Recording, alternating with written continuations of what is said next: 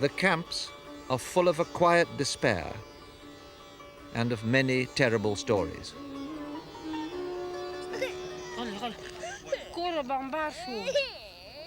They were bombing our house. My daughter-in-law was killed by bombing.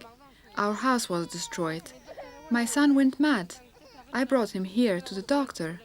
Now it's about 5 days since he disappeared. Yes, he disappeared here. He went mad because of the bombs. My house was destroyed by bombs. They shot my father with 3 bullets in his chest, his shoulder, and the back of his neck. He fell down dead. My brother and his friend the commander got very angry and fought with them.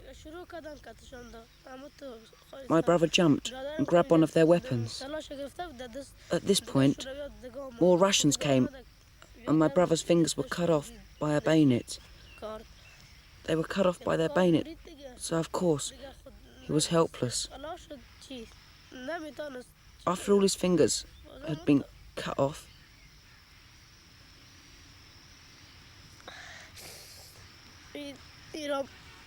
they beat him. They shot him in one ear, and the bullet came out the other. There were airplanes, there were tanks. They burned our food, they burned our crops. They took away our men. Most of them were killed. We had to come here. We had no choice. What do we want from this land?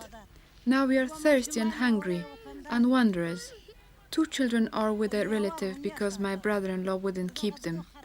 He gives me money for only these 2, and in return I bake him bread and work for him. The agony of the Afghan people began on Christmas Eve, 1979, when the Russians invaded their country. 85,000 troops backed by tanks and jets. They came in to save the communist government, which had been in power for only 18 months and was on the point of being overthrown by nationalist guerrillas known as Mujahideen. Today the Russians have at least 110,000 troops in Afghanistan, with more just over the border. The anti-communist rebellion has turned into a war of national liberation. Afghanistan lies at the crossroads of Asia, surrounded by the Soviet Union to the north, China to the east, Iran to the west, and Pakistan to the south. We crossed the Pakistani border near Chitral and trekked for nearly 4 weeks across the Hindu Kush to Farka, only 55 miles from the Russian border.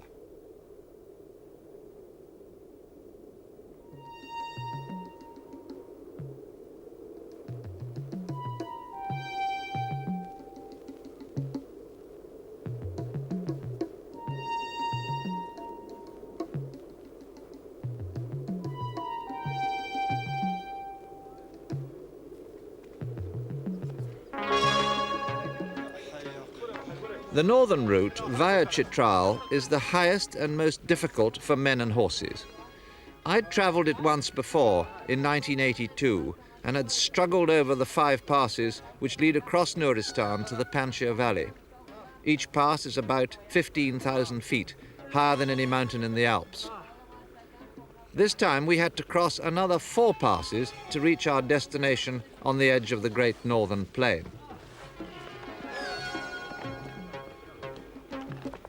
Until the body is acclimatized, which takes about 6 weeks, it finds altitudes like these extremely hard work.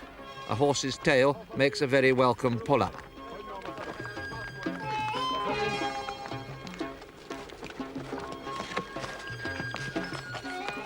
There was still snow on the high passes at the beginning of July, which meant that the arms convoys, already under threat from Russian bombing and ambushes, would only have 4 clear months before this winter's snow starts to fall.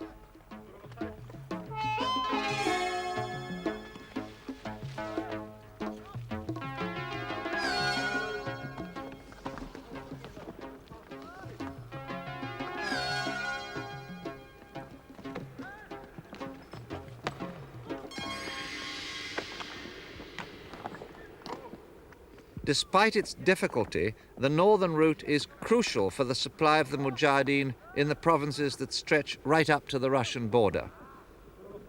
So far, unlike the flatter, easier southern routes, the northern route has gone virtually unscathed by Russian attack.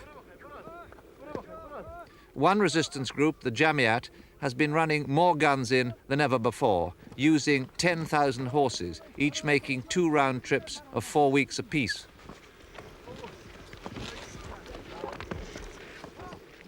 This convoy is carrying a new weapon for the Mujahideen in the north, a Chinese BM-12 rocket launcher.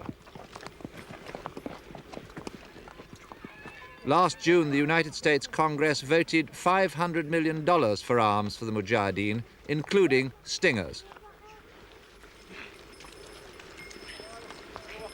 It takes 2 weeks for a convoy to cross the mountains from Pakistan to the Panjshir Valley, much fought over in the past 7 years, but today presenting a strange contrast.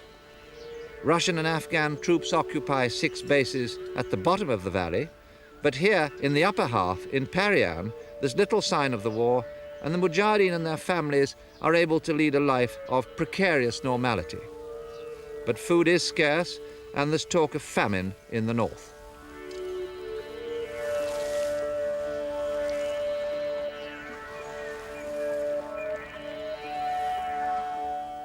Four years ago, we were caught in a heavy Russian bombing offensive in the Panjshir. This time we escaped, but many Afghans were not so fortunate.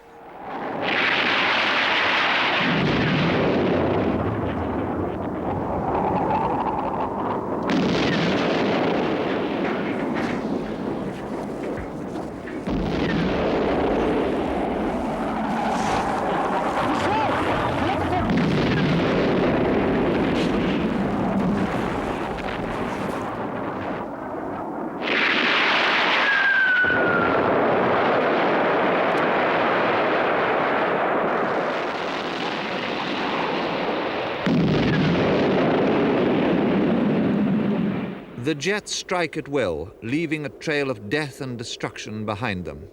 We met 2 men, Manan and Ibrahim, whose village had just been hit.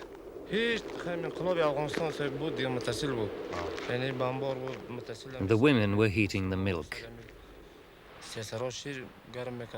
2 aeroplanes went over very high. We said nothing would happen, but there was danger. They went away, but 2 black aeroplanes, all of a sudden, dived and dropped their bombs. There was a lot of smoke.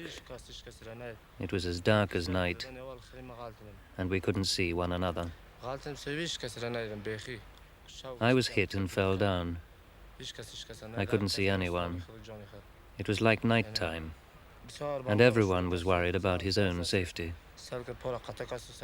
They bombed for quite a long time. They bombed and bombed. I thought my leg had been blown off, but it wasn't, although I was bleeding a lot. I tried to move, I couldn't, then I fainted. I thought no one would rescue me, but later a child came and told me his father had been killed, a 7-year-old brother, and his mother had also been killed.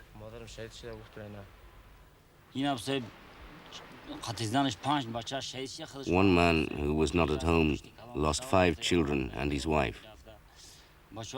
We removed their bodies and 5 or 6 more, making 10 or 11, plus my brother and his wife, 13 altogether. A lot of animals, God knows how many, had been killed or wounded.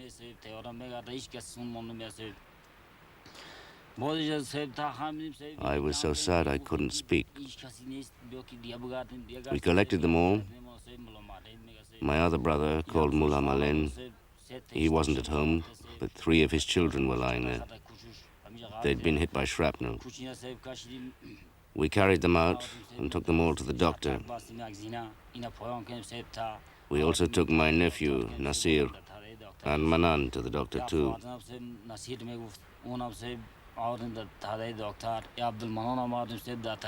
While I was searching around, I saw that my sister-in-law had also been killed. We took the bodies outside, and at night we buried 3 in one grave, 4 in another. It was a terrible sight. May God never let this happen to any Muslim.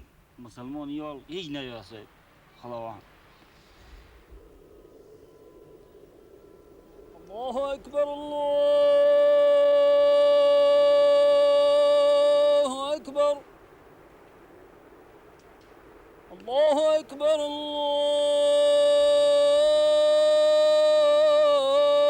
Akbar. Ashhadu an la ilaha illa Allah. Hayya ala as-salah.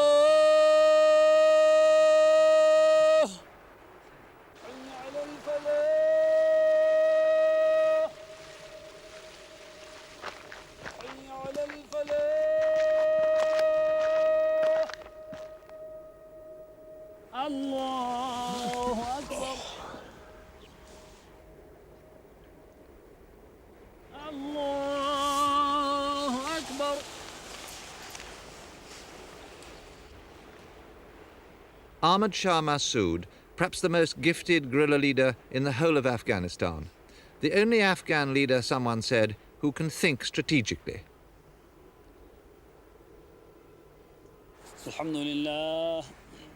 As for almost every Afghan, Islam is the bedrock of his personal and public life, and of his resistance both to the communist government in Kabul and the Russian occupation. Despite the strain of the war, I found Massoud remarkably resilient and self-confident.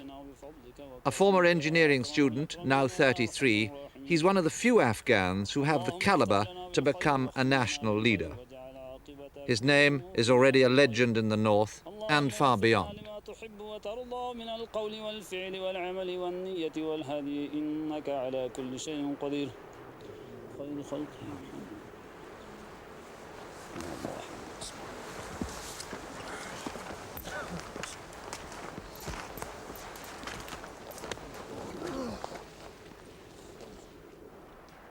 In every corner of Afghanistan you visit, you will see thousands of villages which have been destroyed by the Russians.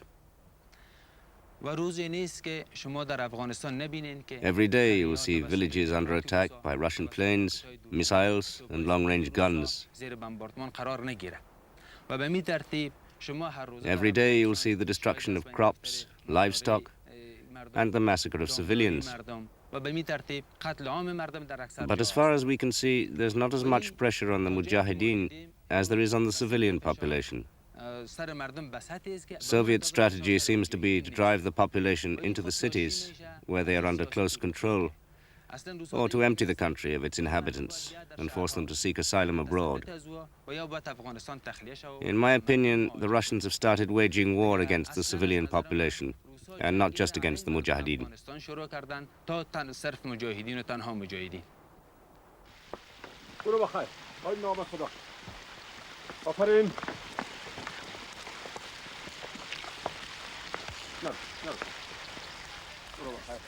The BM-12 ammunition, each rocket weighing 19 kilos, comes north from the Panjshir on donkeys, hardier and cheaper than horses. It's only 3 or 4 days' march from the Panjshir to the secret base in the hills south of Farka, where Massoud is planning his attack on a big government post. To avoid detection from the air, every rocket and round of ammunition is transported to a narrow side valley and hidden among the rocks.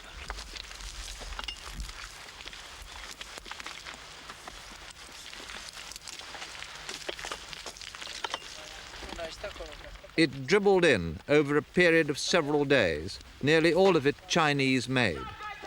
Ammunition for the Dashika heavy machine guns and rounds for the 75mm recoilless rifles.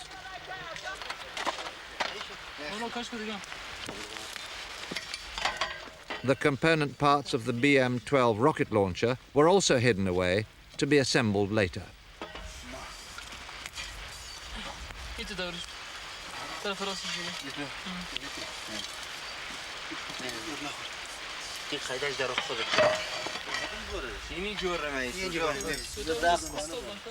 Last month, with maximum publicity, the Soviet Union withdrew 6 regiments of troops, about 8,000 men, from Afghanistan. What was Massoud's reaction? The withdrawal of 6 regiments of Russian troops from Afghanistan doesn't have any significance from a military point of view. First of all, because the Russians have sufficient forces inside Afghanistan. Apart from that, and we've seen it many, many times, whenever they have been faced with stiffer resistance, they've brought in overnight, either by Antonov transports or helicopters, thousands of commandos from across the border to fight in Afghanistan. In my opinion, this is just a political maneuver for propaganda purposes, intended to mislead world opinion. The BM-12 was a new weapon to Massoud's Mujahideen. He obviously didn't know much about it either. So as soon as it arrived, he gave orders for it to be assembled and test-fired. He himself was briefed by a former Afghan army officer who had deserted to join him.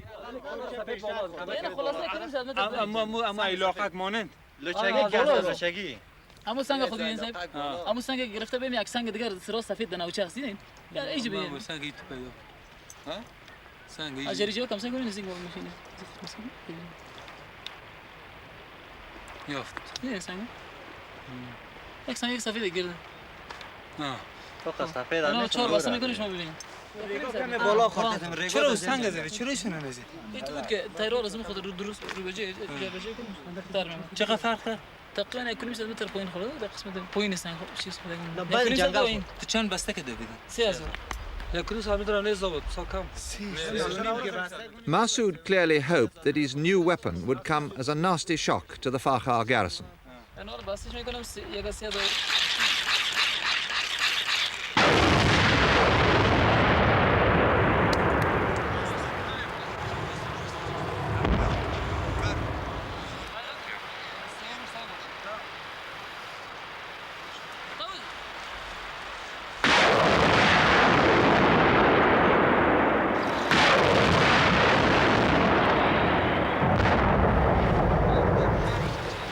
Another convoy, this time bringing lapis lazuli from the northern province of Badakhshan via the Panjshir to Pakistan, where it's sold on the international market. The horses that bring in the arms take out the lapis, a semi-precious stone much prized for its rich dark blue color when cut and polished.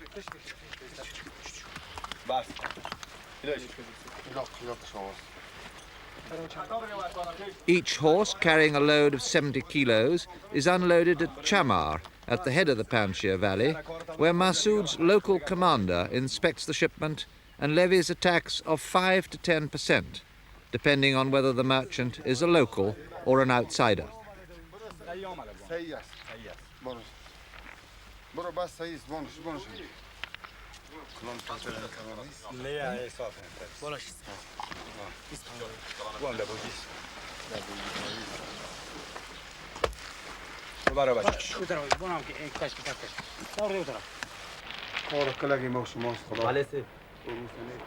دیگه ان شاء الله دبینش که گپس خانه نیست بین خوب ببینید روایتی که نیست ما سید حلال کار میکنیم حرام نمیکنیم مال وارثی جان جو شواز راست سید ما غلط دادین نه میگم سید سیر چند شده سیر 50000 چند سیر است 50 سیر 50 سیر سیر 50 دالر دالر دالر گرفتی دالر صاف شواز تکلیف تا بخشید سید بخش است ما کو تکلیف سید باید که ما به سال تکلیف بجایی اسلام بکشیم سید When the tax has been assessed, a receipt is made out, signed and duly handed over. The commander at Chamar estimated that the lapis tax brings in about £75,000 a year. Massoud also gets revenue from the sale of Afghan emeralds, which are mined exclusively in the Panjshir Valley. Last year, the emerald tax was worth £150,000. In addition, he raises money by taxing at 5% of their income all Panjshiris, including those who live in Kabul, even people who work for the government. The system is now being extended to other parts of the north. اجازه خاصه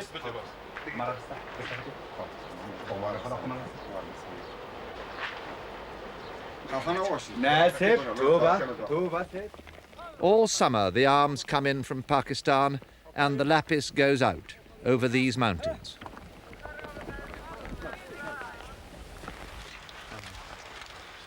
Massoud is constantly besieged by people who want to see him, seeking favors of one kind or another. In this case, the old man asked for Massoud's protection for his village, which was being terrorized, he said, by some hooligans. Massoud didn't seem to take it too seriously. He even made a joke about these young lads. But he agreed to the old man's request and gave him a letter intended to warn the young men off.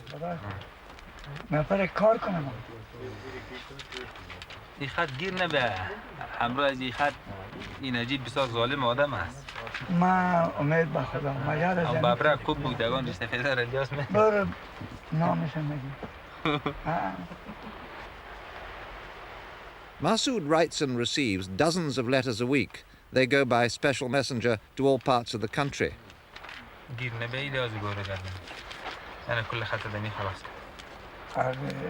He has a first-class intelligence network which goes right to the top of the Afghan army, and he usually has advance warning of any Russian attack. One of his senior commanders, Gall, raised the question of taxing local traders. He suggested two prices, one for regular traders, another for people who only pass through once. Massoud agreed, but said Gall should settle a price with the traders themselves, a fair price.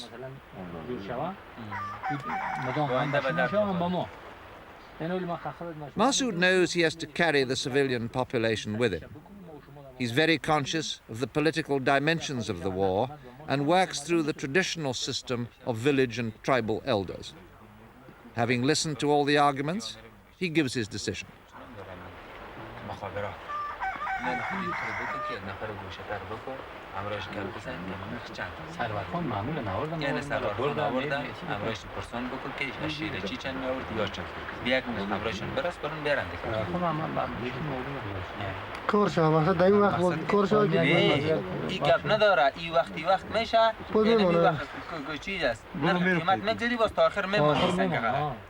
Then another commander from the Shamali region near Kabul had a complaint against Massoud himself.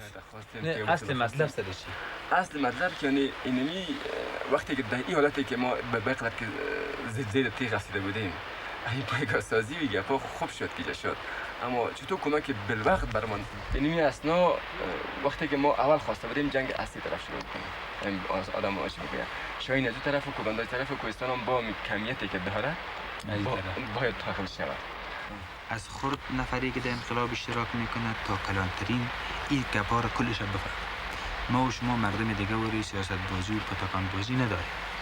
کل ما بفهمیم که عاید ما از کجاست، مصرف ما از کجاست، کی خیانت میکنه در مصرف، کی صداقت. یک مسئله دو مسئله شارش چی بگم؟ کار که مثلا موج رفتیم یک اوستر برو بخیر کم که یک فاصله تجور شد. 4 years ago, when he was under heavy Russian pressure, Massoud told me he was going to move out of the Panjshir, which had always been his stronghold, and carry the war to the enemy in their bases throughout the country. After spending 2 weeks with him near Farka in August, it seemed to me he'd done many of the things he said he would do. Most notably, he has united much of the resistance in the northeast, bringing 5 provinces under his command. There's little doubt he'd like to extend his influence throughout the whole of the eastern part of the country, and even into the capital, Kabul. He seems to be everywhere at once, and to do everything himself. Politician, general, even sergeant major.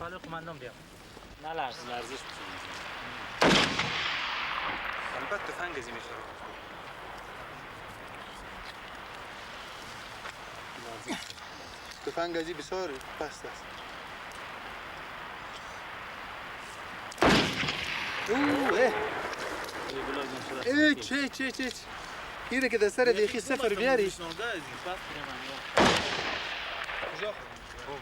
پورا 2 متر زیر مسنگمه گرفته بود 2 متر زیر سنگ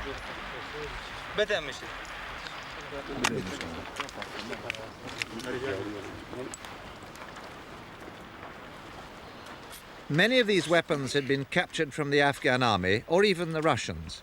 Some were in bad condition and no one had bothered to zero the sights.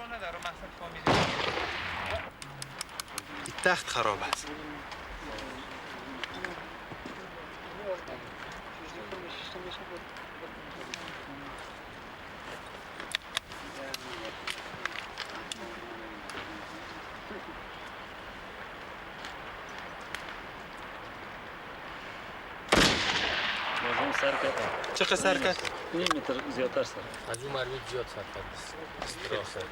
اون مرمی رو 2 متر زیر گرفته بود. دیگه ناله. این طرح که خود نوکی جواد. خود نوکی جواد هم کج است. این چپک است؟ برو. بهتر است.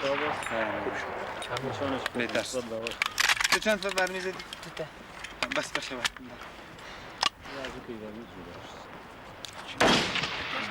بس قدر. Massoud claims he still gets 80% of his weapons from the Russians and the Afghan army, either capturing them or buying them.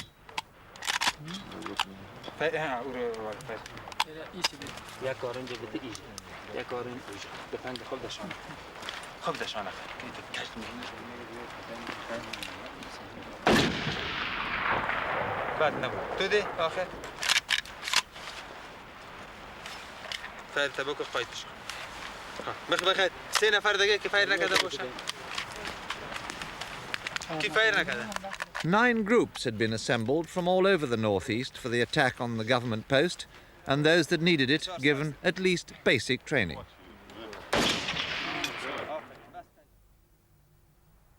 دشمن در جمن در منطقه هموار در 5 قلا جابجاست. The enemy is situated or is resided in 5 security mountain posts. دیگه عملیات موشوم انشالله همزمان سر ایجا و همزمان سر ازش صورت میگیره. The operation will be coordinated on first these 2 security posts and the base. دشمن در حدود 300 نفر است. Enemy is about 300 people. یک توپ 76 داره. 175 millimeter gun he has. 2000 دشکه داره. 2 dashakas. و 3 میلاوان 3-4 میلاوان داره. And 3 mortars, 3 or 4 mortars.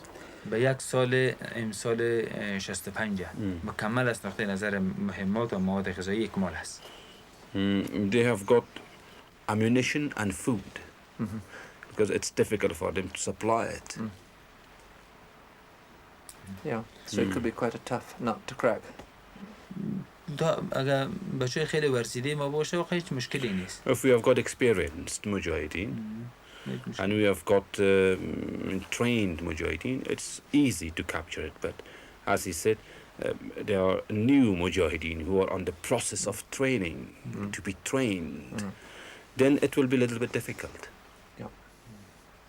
چرا تا بالا جنگ ندیدن؟ Because they have not seen yet any fighting. و این موضوع هم کل اکثر قلعه مستحکم است. These forts are also strong زیرزمینی داره. enough. They have got underground also. Yeah. با اونم پناه به خدا ببینیم دیگه. Just we the help of God and. ما خب امیدوار هستیم که میتونیم بگیریمش در 2.5 ساعت. Commander says that we hope that and that we will capture it in 2 or 2.5 hours.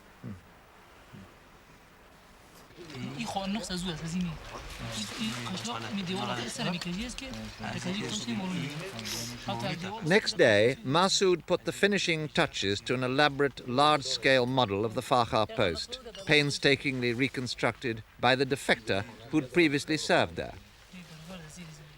Using his captured Russian map, Massoud supervised every detail himself, while the defector marked out the road in front of the post with pebbles.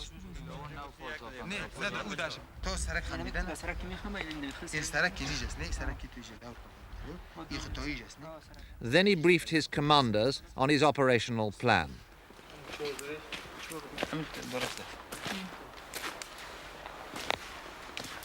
خط مدافعش پوسته درست اینی تا یک جوی است کلش مینکاری پیش مسجد مینکاری اینی خانگاه مینکاری درست اینی جم مینکاری خط جور کرد نه یا خط جور شد نه اما شما تنها خط رسال میکنی چیز دیگه که باز به دفاع خود داره پشت سرش موضوعی سرسر و از یک قلعه موضوعی قلعه موضوع زیرزمینی ایش درسته؟ خب دیگه داره گروه باز دو تقسیم میشه چند تقسیم؟ دو تقسیم یک تقسیم مربوط به ایشه یک تقسیم ما مربوط به ایشه به پلان بعد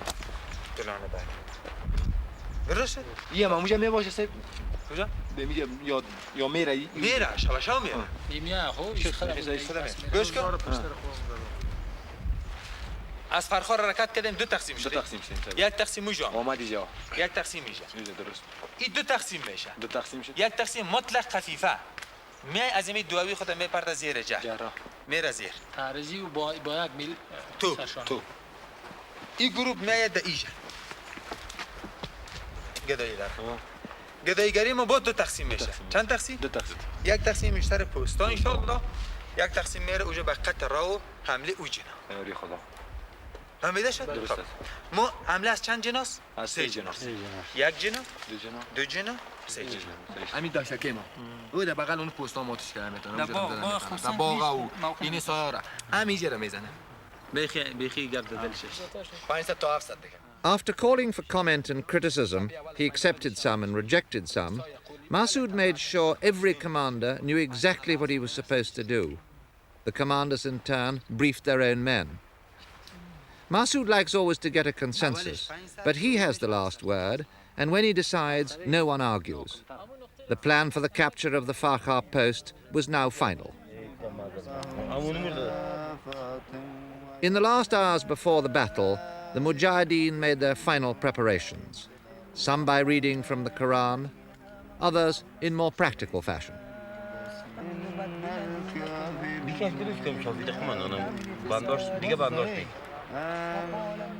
Sophie Miraj, on the left, was one of Massoud's oldest comrades in arms. He wanted to take part in the assault. Massoud said no and ordered him to stay well back with a sniper's rifle.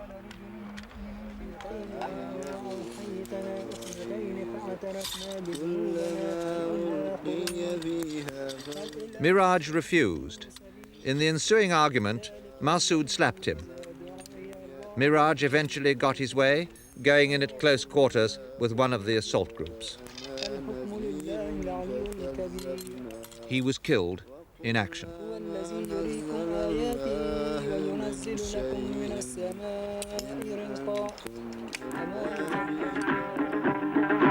رحمت خدا نازل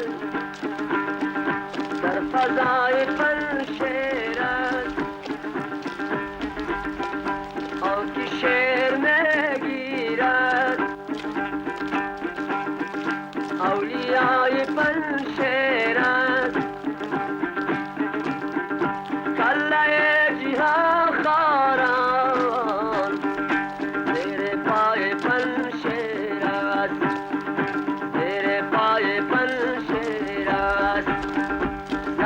دفتری ورشو جنگاهای پنشیرات جنگاهای پنشیرات شکوه سگانی روز از جفای پنشیرات از جفای پنشیرات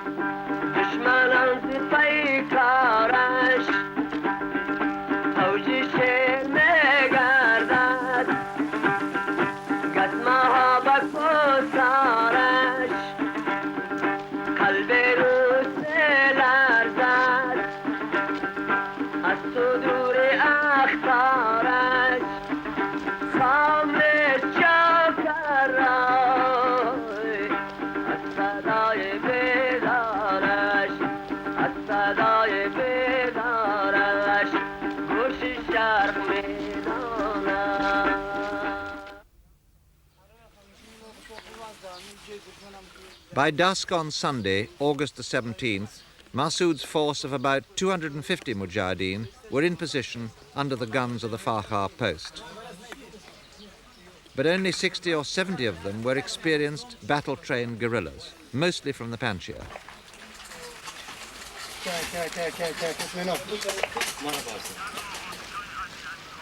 Massoud took up position on a nearby hilltop from where he could direct the battle.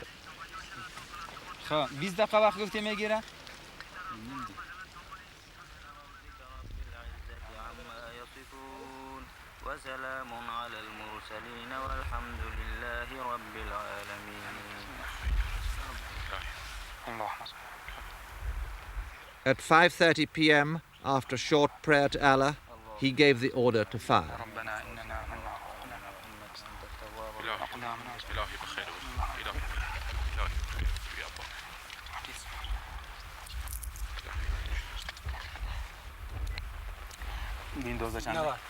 نوات آماده استی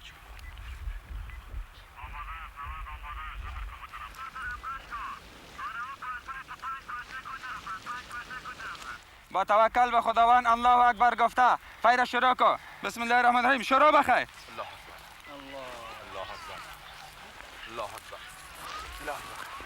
یک نعره تکبیر الله اکبر الله اکبر الله اکبر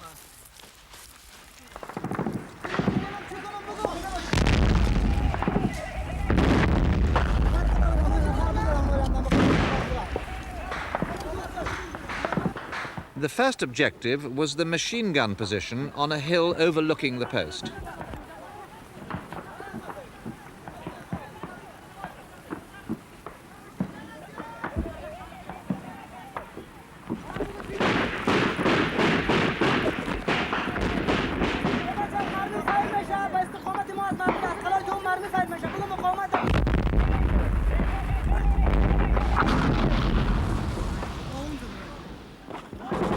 That was quickly taken, and the attack then switched to the forts below.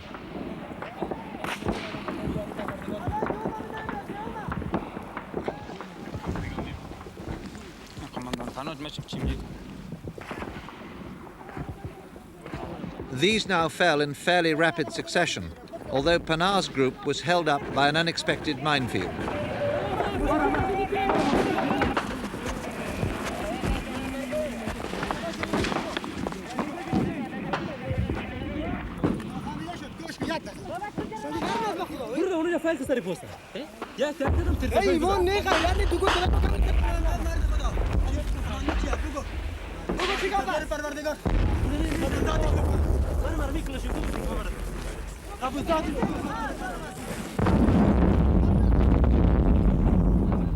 One fort, defended by HUD, the secret police, was still holding out.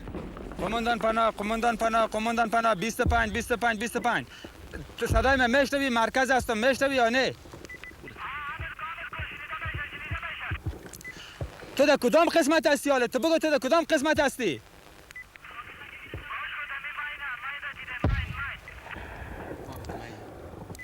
گپ گوش کو تو پشت ماین نگرد تو خم این بسرک رفته میتونی تو خم این بسرک رفته میتونی دو پسته بالا اشغال شده ام خانه اپراتیفی زیر دو پسته او زیر فیر است تو حتی بسرک رفته میتونی عجله کو Panar's men were still being pinned down by a machine gun post on another hilltop.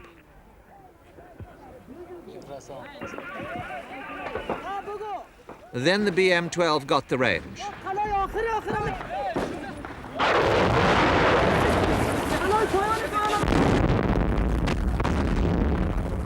The battle seemed nearly over.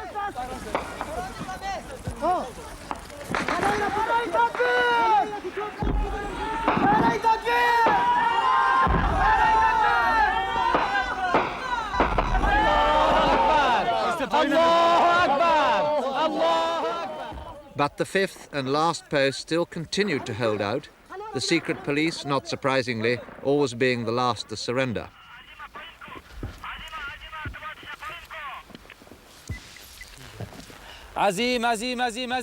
Late at night, Massoud called off the attack. The last fort fell 30 hours later.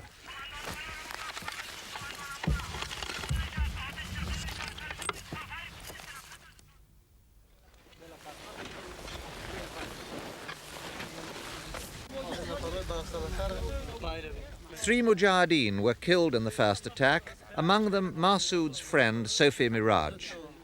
They were buried on a hilltop near Farka, and the whole village turned out to mourn.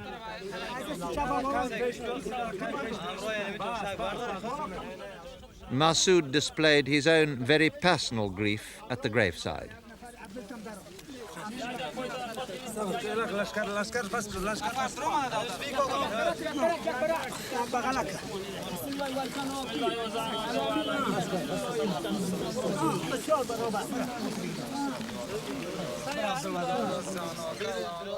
The burial had an almost biblical simplicity about it.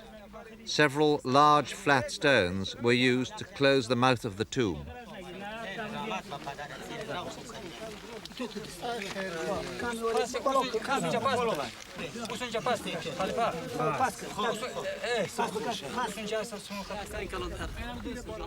Then lumps of clay were passed from hand to hand to seal the grave.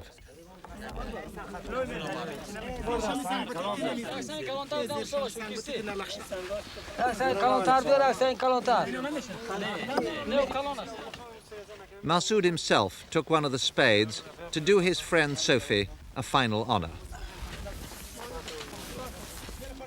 Massoud lost 5 dead and 8 wounded and claimed to have killed over 100 of the enemy. He strongly believes the war is turning in his favor. With the passing of each day, the economic and political pressures increase on the pro-military faction in Moscow. Russian casualties, which mount up day by day, are another problem they face. The many deaths that people hear about, in spite of very tight censorship, have caused protest movements against the war. The next problem is the loss of morale among the Russian forces fighting the war in Afghanistan, particularly the officers. At the moment, I can assure you, Russian army morale is not what it was 4 years ago. It has gone down considerably. Apart from that, we see that the Russian puppets in Afghanistan, the Parchamis and the Khalqis, are constantly in conflict with each other, and the Russians haven't been able to find a solution. Even among the Parchamis, there's trouble between the various factions. Massoud's men captured more than 200 of the Farka garrison, many of them boys, the youngest was 9, who when asked said, perhaps naturally, they wanted to join the Mujahideen. They also said they'd been press-ganged into the army from local villages. Morale in the Afghan army is widely known to be low. Even the Communist Party leader Najib says so. When the Russians invaded, it was about 80,000 strong. Today, it's only half that, largely because of the high rate of desertions. All this encourages Massoud, who's a great optimist. If the border is closed and help doesn't reach us, it won't make the slightest difference to our determination. We will carry on fighting until we achieve victory or death.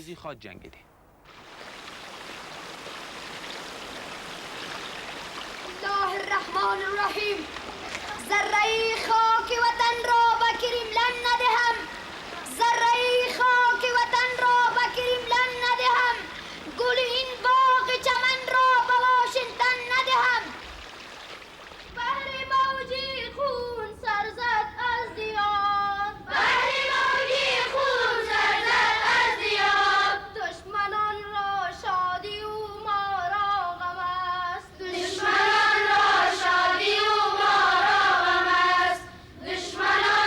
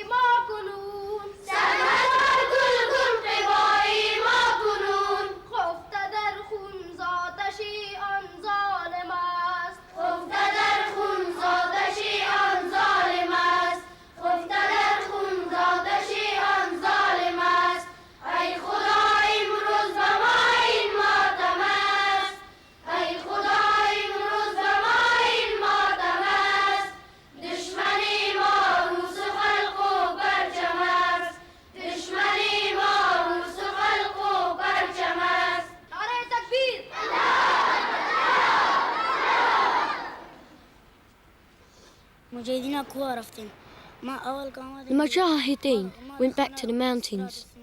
The Russians came in our direction. We were all in bed. They broke down the door and came in. The door was smashed. We got a fright. We jumped up. My brother didn't get up. They forced him to stand up. My brother lay down and hid himself. They shot my father with bullets. They lifted me up. I was wounded by their bayonets. I lay down and I was crying. I was sad because my father had been killed. My father was killed and he was lying on the ground. They took us outside. I saw lots of people had been taken out of their houses into the alleyways and killed. We went to the bazaar, the shops. The shops had been burnt. People had been killed. Everywhere, women had been killed. Men had been killed. Even boys that high had been killed. They didn't leave a single one alive. The refugee camps contain many stories like that. Last February, in a special report to the United Nations, Dr. Felix Ermacora had this to say.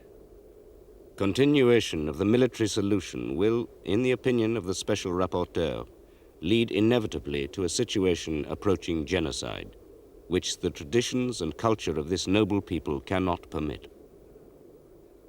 Dr. Ermacora estimated that 35,000 Afghan civilians were killed in the fighting last year. The figure this year is likely to be even higher. Russian bombing and ground attacks have, if anything, been intensified. After 7 years of war, the prospects for peace in Afghanistan seem as remote as ever, as remote as a total Soviet withdrawal. The refugee camps look permanent, as does the Afghan will to resist. Massoud's phrase, death or victory, sounds melodramatic, but it may alas be true. Perhaps only a deal between the two superpowers can bring the destruction of Afghanistan to an end.